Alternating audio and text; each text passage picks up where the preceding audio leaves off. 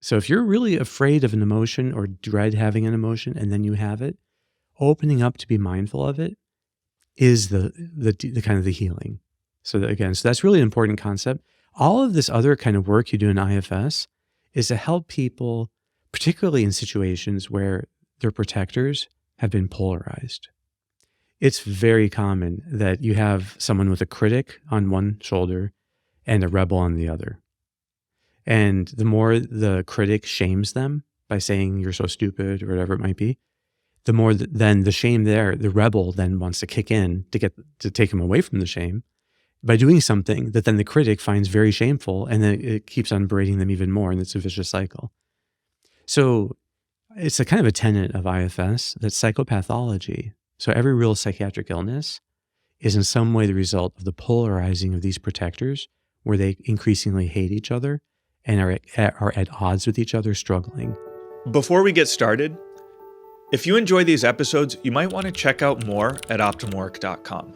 Our website offers unique content, tools, and exercises to help you thrive at work and beyond. We have an in-depth masterclass covering our entire theory of growth, daily recommendations for personalized advice, and a platform to help groups and organizations learn and practice optimal work together. You can get a free trial at OptimalWork.com. Now let's start the episode.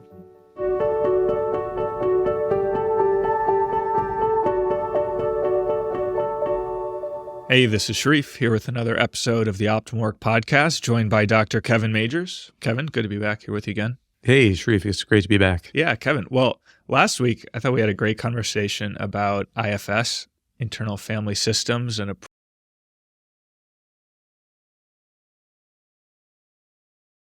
approach to therapy, psychology. And we mentioned towards the end of that we would do a follow-up episode on just making it very practical for people. I thought, let's cover that this time. Follow through on that promise. What do you think? Sounds great. Okay, well, maybe it's helpful just for people who even did hear last week's episode to just start with a brief refresher on IFS and what it is. So I don't know if you can just give kind of an overview. Yeah.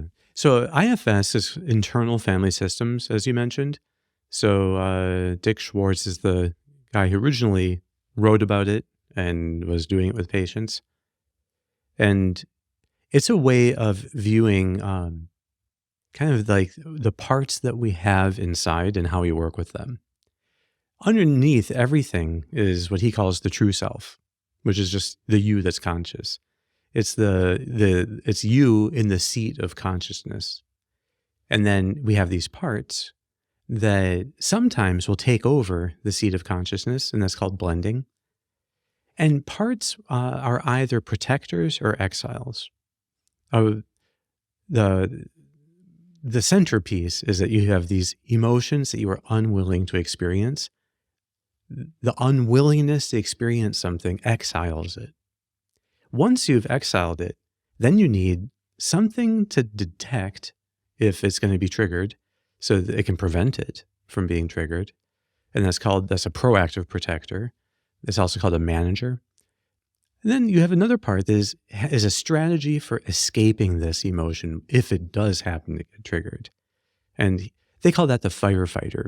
But I think of it more as an escape strategy, because a firefighter might make you think that it's going up to the emotion and trying to put it out, but really it's just trying to get away from it.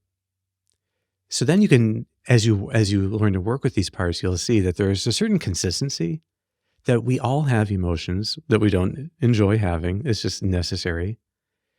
But the degree to which we're unwilling to feel something is how much then it generates this structure. So I like to call this the structure of unwillingness. It always has these three parts: something to prevent, the exile, or to escape the exile. So you have the preventer, the escaper, and the exile. So all of these are meant to be united in us as a kind of awareness. So the natural kind of role for a preventer or manager to have is just to see challenges coming. The natural role for the exiled emotion to have is simply to let us know something has been detected. It's just a messenger. It's just telling us some information. Yeah, and so it's not bad in itself. Like if it's anxiety, it's telling us that we've detected a threat, and that's all it means. And then the urge to escape, that actually is one way of handling an emotion, but the better way is simply tuning into the emotion so that it knows that we got the message.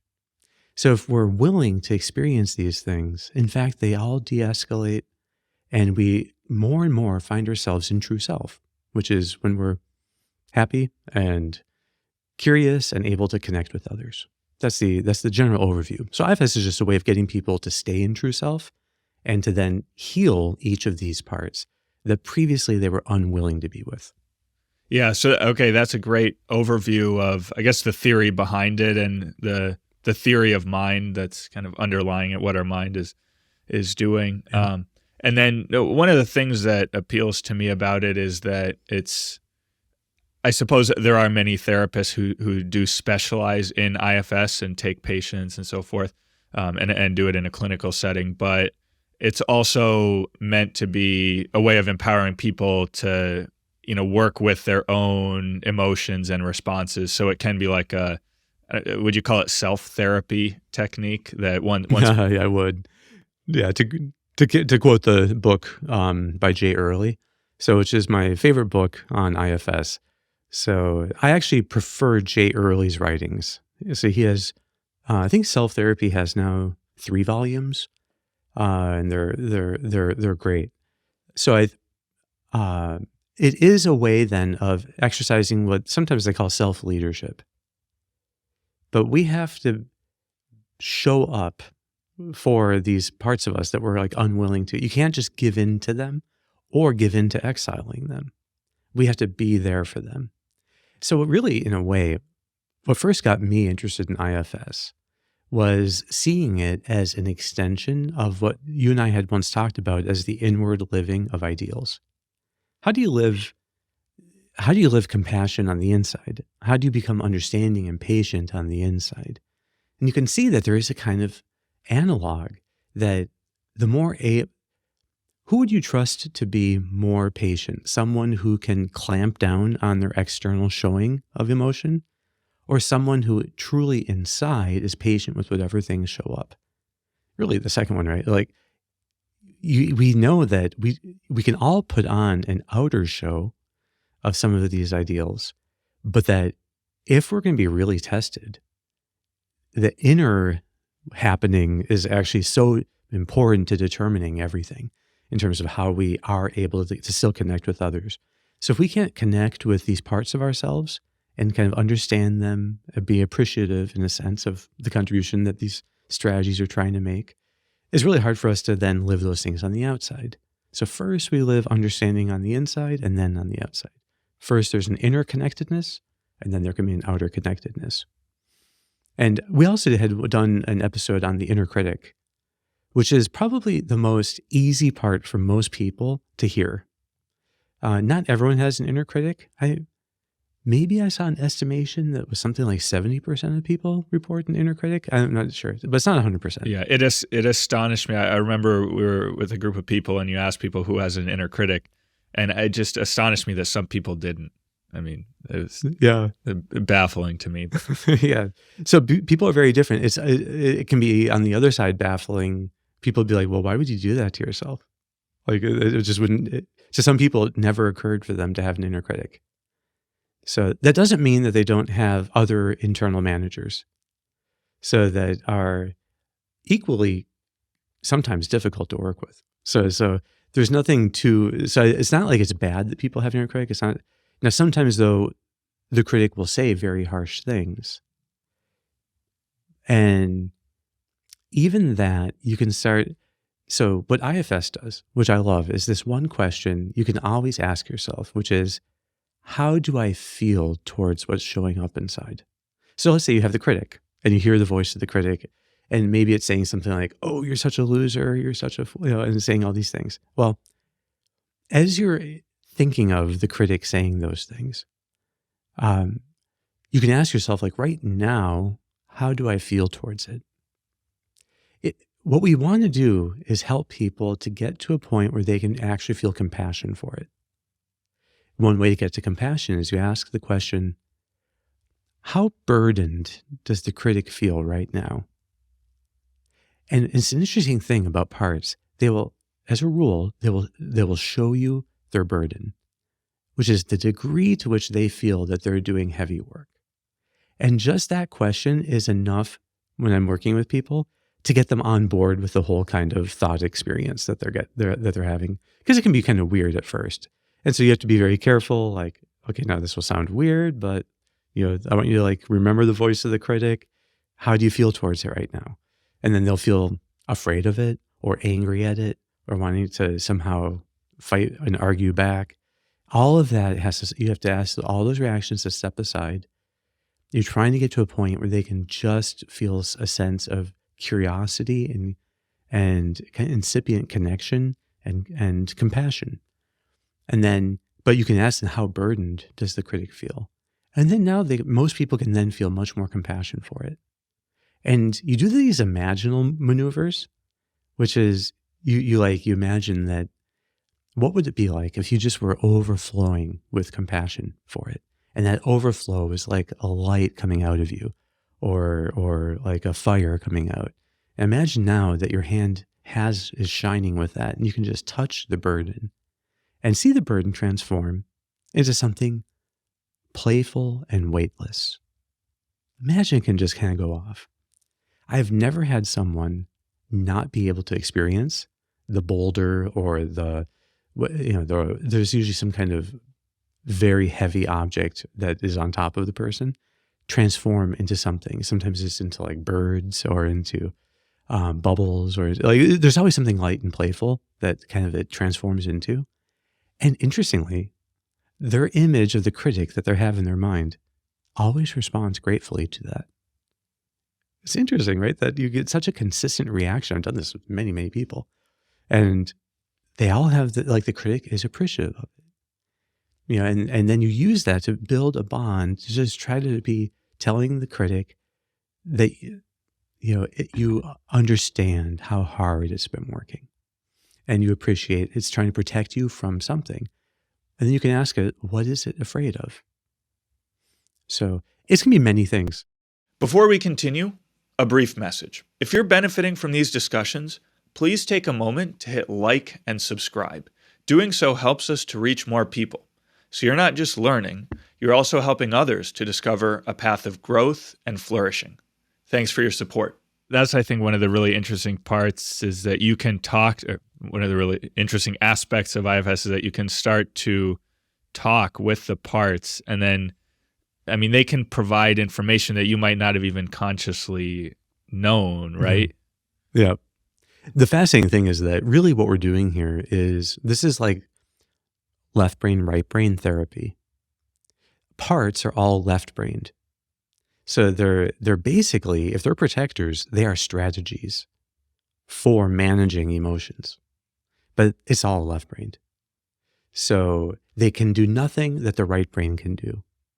So the true self, with the seat of consciousness, is really the right brain. But that means that because the parts are left brain, they can talk. And that's the talking we hear in our head when we're going about our day. In IFS is always seen as parts talking. So the thoughts that we have in our head, IFS says is thoughts or parts talking to each other. So you have a dilemma. It's like two parts talking to each other. And whenever you have a dilemma, it's very interesting to try listening to the interlocutors. Who's having this conversation? There's like 2 points of view. Now, these points of view, you'll find out they probably have an agenda.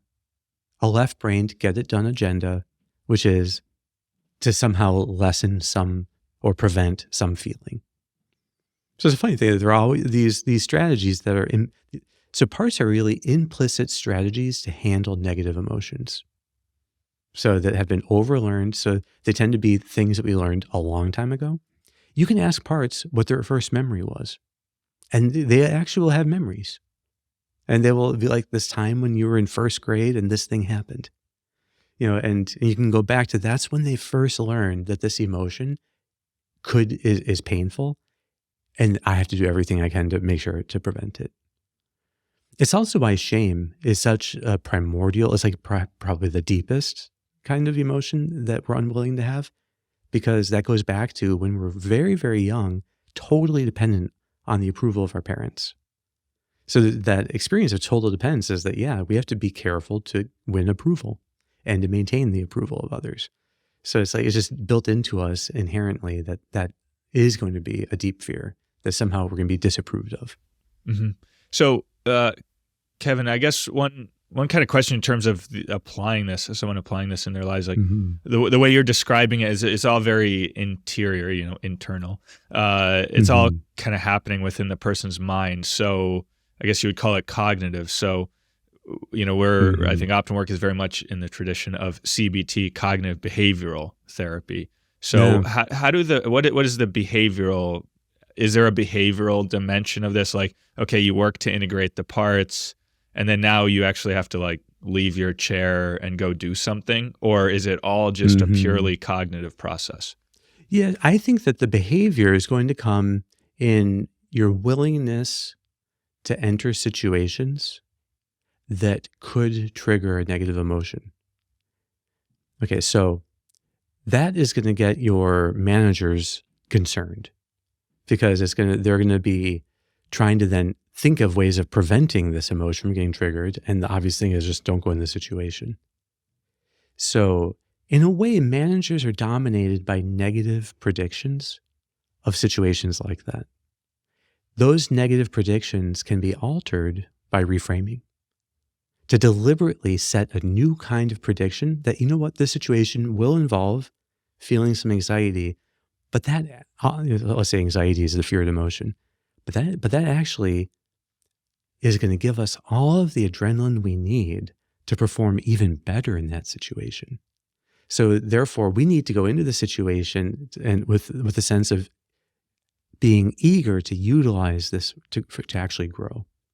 So when we're really leaning into challenges, what that really means is that we're leaning into these negative emotions, despite the negative predictions, which we have reframed, and despite urges to then escape or and so to somehow escape the whole thing.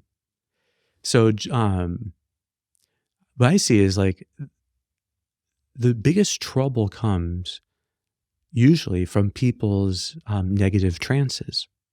A negative trance is a sign that a person's protector, their escape artist, their inner, it could be a rebel, it could be a relaxer, an escaper, it could be an angry part. Whenever these kinds of protectors kick in, they're experienced as such a powerful impulse that people get tunnel vision. And the tunnel is there as long as they're blended with that part. So the opposite of that is in the moment to actually practice mindfulness. And that's how you undo the tunnel vision. So I guess what I'm saying is, there's some preparatory work you could do of like trying to reframe in advance the situation that will trigger the emotion. There's the way you're going to be more mindful in the situation so as to counteract the urge to flee. But then there's also, you have to have some positive sense of what you want engaging this challenging situation to look like. IFS is very internal, but it can be compatible with good behavioral work. Okay, so Kevin, so it's great to see the kind of integration or the relationship between OptimalWork and reframing mindfulness challenge, the behavioral dimension, and how that complements the IFS kind of understanding of the way the mind is working in these different parts of us. So I'd like to try to fit in a third piece here, which is actually how do we do the IFS work? How do you recommend that people do it, if you do recommend it?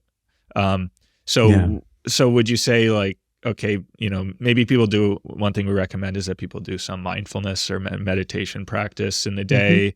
Maybe they do 15 minutes, or is that kind of enough? Would you recommend people do some IFS, some parts work during that time of meditation or reflection? Is that enough time to do it? Like, how much time do people typically need, or what's the right situation for them to be actually engaging it as just a starting point here? In my experience, people can get a lot out of, there are like IFS meditations that you can find. They're on YouTube. Jay Earley used to have a site, but unfortunately he took it down. I'm not sure why, where he had a number of exercises available. So But you can find like IFS type meditations to be like, so there are different ways of doing it. What I would tell people to do is you can just try to practice a few of these inward ideals and see what shows up. So I don't think you have to necessarily like try mapping out all your parts. Maybe the idea is the first thing to practice is curiosity. The second is compassion. And the third is connection. And just to think of working with whatever shows up, to have no agenda, to have no plans or anything. And the way you first practice curiosity then is just ask yourself, what particularly strong sensation do I have right now in my body? Are there any areas right now of tension? So people can chronically carry tension in certain places that over time they actually learn to associate with parts. That if they have a part of themselves that like an inner warrior, or people can have a scrupulous part, that when those things are more on guard, then they notice that there's a tension, maybe right in the, between their shoulder blades or in the base of their neck or something. So one thing is just finding where is the tension in the body or any particularly notable sensation. IFS calls this a trailhead, meaning that there's some interesting work that can be done by following this, like a path you discover in the woods. So that's what you're looking for. Are there any trailheads right now? Does it have to be a sensation, or could also just be some kind of friction in your life that maybe just occurs? Maybe I, gave into distractions a lot in work, or I had a kind of negative thoughts about someone, that are a little too critical, and and then I say, okay, I'll reflect on that in my next time of self-therapy with IFS. So tomorrow morning, I'll kind of ponder, I'll treat that as my trailhead and try to dive a little bit more into what was happening there. I think that in IFS, technically the trailhead is a sensation. So you're finding something in the body, but then what comes out of that may be completely imaginative. And in my experience, IFS tends to work in parallel processes. On the one hand, you can attend just to the feelings, or you can attend to the imaginary processes that accompany it. So proactive protectors tend to be talkative. Reactive protectors, the firefighters or escape ones, they tend to be less talkative, more impulsive. So if you're hearing a voice in your head, I'm not talking here about schizophrenia, but I'm talking here like just the conversation in the head where people are berating themselves, let's say. Well, then that it would be, you could learn to bring curiosity to noticing it, and those very words would be like a quasi trailhead. It gives you some in just to be curious and to be paying attention. So once you've detected something going on inside, one of these internalized reactions, these parts, just try to understand then, what is it saying right now? You can be curious about what it's hoping you will do. And that actually will tell you something about what is it fearing will happen to you, or what is it fearing you will do? What's it afraid of? You can apply that curiosity to how burdened does it feel right now? There are other interesting questions you can ask. If you're able to see it, you can see how far away is this part from me right now when I imagine them as an image in my mind. And are they looking at me or away from me? Are they willing to make eye contact? How do they react if you get closer? There's all these things where when you're working with people, these are called process images in hypnosis talk. So because it's an image that has a little bit of a life of its own, and the more questions you ask of it, the richer that life gets and becomes more engrossing. So doing IFS to me, feels identical to doing hypnosis. And the experience people have is they kind of lose track of time. They're there. They're like, you're working with parts. It's not like having a dream-like experience, but it can be pretty vivid. And at one level, there's this imaginal thing going on, but there's also this emotional feeling happening at the same time. So that's curiosity. So yeah, what So my sense is, maybe for someone listening to this, they're thinking, okay, how does IFS kind of resolve? Like, where do I go with this? That, okay, I have these parts and I start to be curious and I'm Mhm. asking them Yeah. questions and I'm learning more about them. My sense is that if you just did that, that would be, in a sense, helpful. Um, Mhm. but Yeah. also, is there some sense that like, hey, we're going in a direction here. We're trying to bring these parts into harmony with the true self or with each other. Or I'm trying to get them to disappear, or like, is there an, Yeah. In a way, all these parts are created by a person's unwillingness to experience an emotion. The final thing always needs to be the willingness to experience that emotion.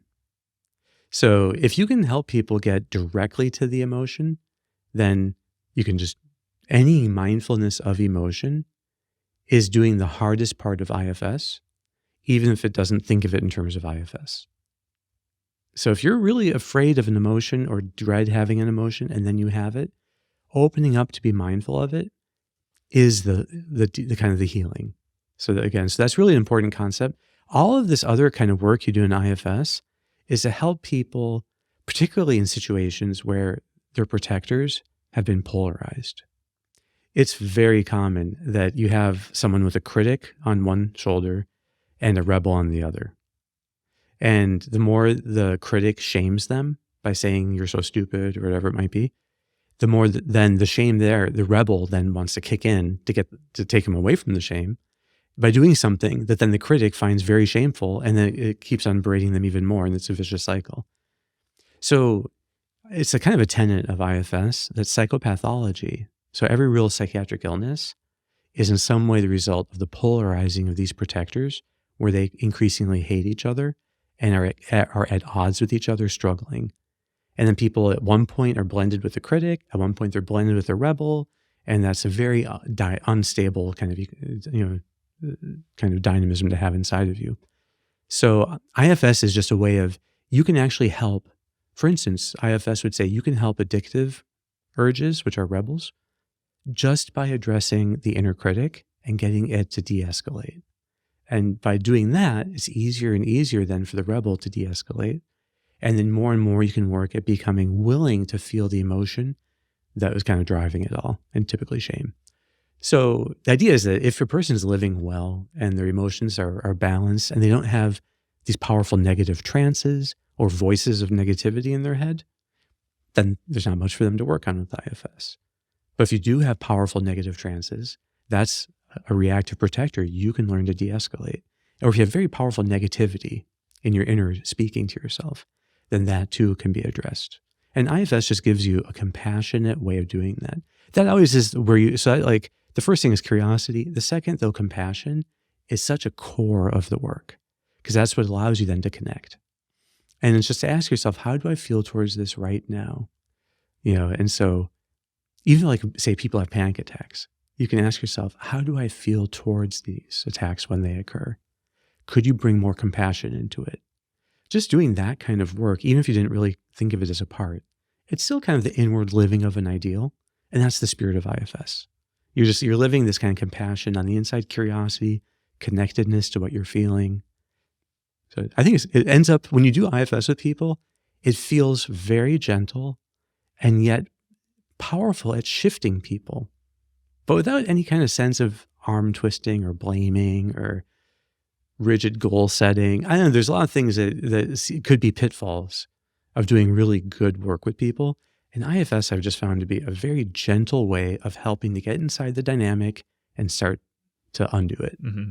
Yeah, and I think it's such a powerful approach that when you think of, or when one thinks of, building better habits or changing one's life, or setting higher Mm-hmm. goals, that there's a tendency, I think, at least in me, to just be tough on myself and Yeah. rigid Yeah. in these ways, setting rules for myself. And so I like this approach of, okay, if you encounter friction, it's not that you curiosity, compassion, connection with these parts of you that are causing friction, and I Yeah. think even that just helps. The real fortitude is the willingness to feel the negative emotion. Mm-hmm. It takes a kind of bravery to do that. But as you do it, when you actually learn to embrace the emotion, it starts to feel more and more like a child. Mm-hmm. And you learn that there is this kind of sensitive part that needs loving attention. And one of the ways that people, when they've connected with that sense, and it could be like the child could be an anxious child that's small, or it could be a sad, or it could be the feeling of shame, that one of the most powerful IFS interventions is then to try to like deal compassionately with that, with the emotion as a child, Mm-hmm. and then pass on to images of the most loving people you can imagine. And this is where a lot of people, where their faith comes into it, they imagine like spiritual images. But whatever it is, imagine the most loving people in your life. Imagine the most encouraging people you've ever known. Have them come into the image to also kind of handle and put and pay attention to the child, and to pass from one to the other.